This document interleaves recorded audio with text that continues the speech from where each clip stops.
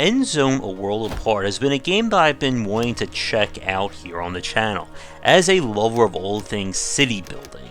And developers were kind enough to give me a press key to look at it, and while the game may still be in early access, it does have a solid foundation that I would like to see if the developers can stick the landing. As I said, with this being in early access means that what you see may not represent the current version of the game, and developers have a roadmap up on their site. But to wit, our mission is to build a colony after the post-apocalypse that will keep people alive, fed, and of course not being killed by radiation. So, the game itself right now doesn't have any campaign or scenario play, although I believe that should be out by the time you're watching this video here. But the general gameplay is that we have to keep our people going while building structures and gathering resources, as we know from city builders. If you look at the top of the screen, you'll see kind of our current resources, including food, water, protective gear, as well as tier 2 resources that have to be gathered through scrap piles and then worked at a recycler in order to get them. Now, the game makes use of kind of a pool system in terms of its walker design. What that means is that people are not locked to roads and have to be connected. They will go to wherever a surface is in order to either get that or work. And of course, you can do things to streamline, such as building roads, making sure like-minded buildings are next to each other, things along those lines. And as with city builders of this kind, the game goes for low numbers. You're not going to be building a city of 30,000 people in Endzone. And this is a way of how they can make the walker system very complex, dealing with these smaller scales. And as with games of this kind, your main limiter is going to be the people in your settlement, as you'll need to assign them jobs, as you can see from the job selection on the left hand side there. And once assigned, they will perform their task. But you'll have to manage keeping people happy, getting enough space and amenities to get more people to come in or to have them settle a family, and then of course have the resources and the production chain to meet the needs of your ever expanding base. And again, this is where that challenge comes in. One farm early on is going to be enough to keep people fed. When you have 25, 30 plus people, probably not.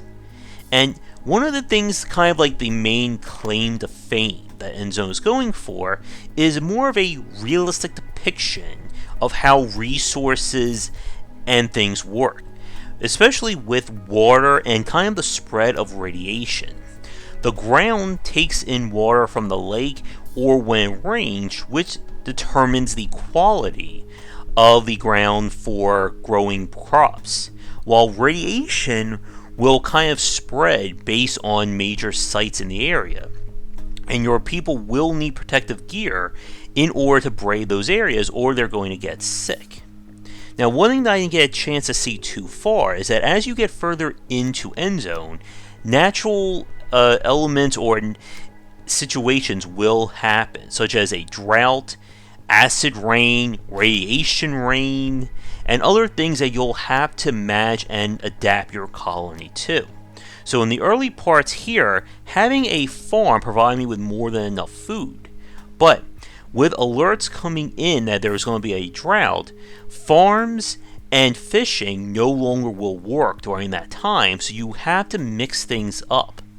And I do like this idea of having to adapt. It reminds me again of something like Frostpunk, but with the game being far more open-ended. And the game also will procedurally generate maps at new game start, so you won't have the same thing to work with on each play. Now, in terms of progression in Endzone at the moment, like I said, at the time of playing the game, there really wasn't a lot in terms of long-term goals. The tech tree kind of works on a very basic element that you can build anything provided you have the resources. And the main point that will kind of jumpstart you into the mid or late game tier is acquiring secondary resources such as cloth, plastic, electronics, etc. At the moment, it looks like the quote-unquote end game will rely on you setting up for electricity and power. I don't know what that does at this time. Again, I didn't get far enough in the game to see that, and whether or not that has an impact on these basic buildings.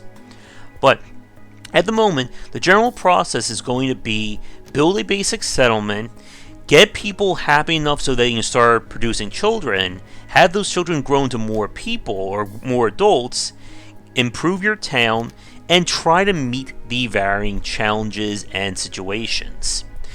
One of the updates to the game introduced the idea of sending your people out on expeditions to bring back specific resources and goods. And unfortunately, at the time of this play, I did not get a chance to look at that in this first look.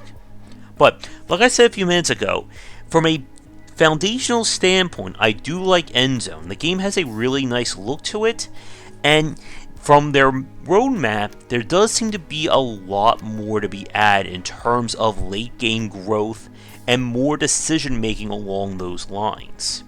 But with that said though, I do have a few issues I want to talk about, and we're going to bring that up, but first, a quick break. And now for a quick shout out to our current Game Wisdom supporters and sponsors. Going forward, all Patreon supporters will get early access to our videos. And if you'd like to continue this discussion on game design, be sure to check out our Discord channel, link down below.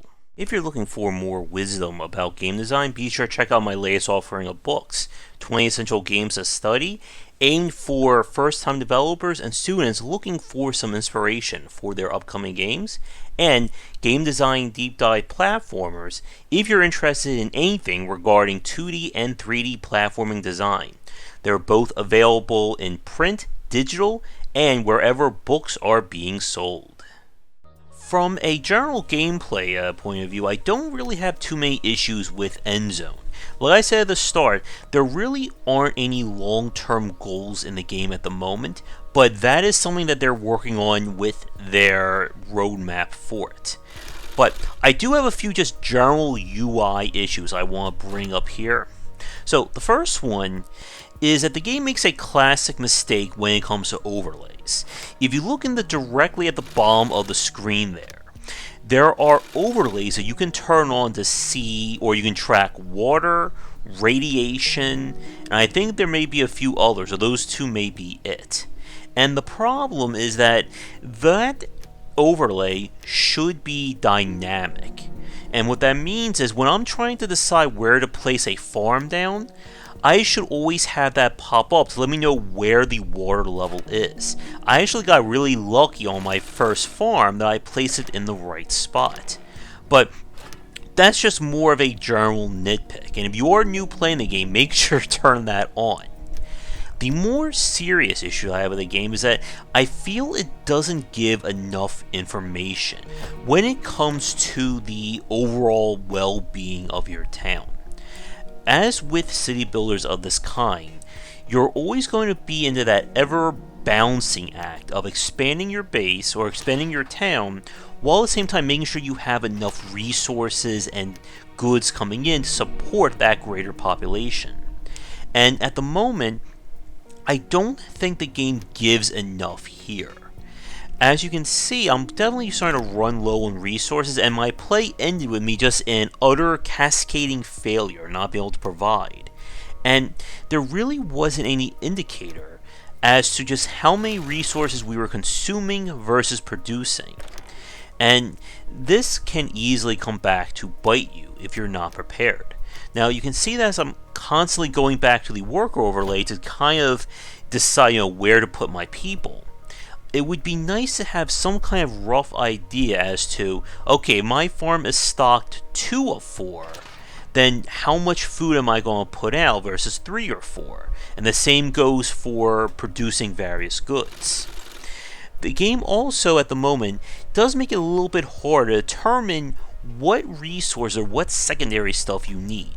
Right now, I have my UI over the tailor shop there, where you can produce various radiation protection gear. And I don't know what that entails. Like, what's the difference between a low quality versus a high quality? There is a resource you can see at the top of the screen that I think just ran out of the number of protective gear that you have. But the game doesn't really explain what the difference is. And at the moment, it's one of those games similar to that of something like Banished, where once you know the general layout, the general guide for building, it's going to work the same way every time. Now, there were several times where like a little bonus mission popped up, and I believe those are procedural, where we'll ask you gather X amount of resources in a specific time, have your people be happy for a certain length, and that does mix things up, but I'm curious to see what they're going to do to try and make these various plays feel different. Because the basics are definitely here, but it does feel a little bit lacking. And at this moment, I'm recording this just in the middle of May, and they are preparing another major update for June. And we may do some more plays of the game on stream around that time and see just how far things have come. But with that said, I did enjoy my time with Endzone A World Apart. I would like to thank developers for giving me a press key to check it out. If you are looking for another city builder, and one that does feel a little bit more organic compared to some of the more recent entries we've seen, I would say keep an eye out on it, especially with the later updates and more stuff coming down the line. And I do hope we kind of see where developers go and what the end game or kind of greater complexity looks like for it. Be sure to check out our Discord and Patreon link down below, and come back for daily discussions on game design here and on game wisdom, where some of the art and science of games. Once again, this has been Endzone A World Apart, and I will see you all next time. Take care. Thanks for watching the video. If you enjoy things, be sure to do all the liking and subscribing that the kids are doing these days. Check out our Discord channel link down below, where we hang out and chat game design, and come back later tonight for our regular streamings. But that's it, and tune in for more great content here and on Game Wisdom, where we examine the art and science of games.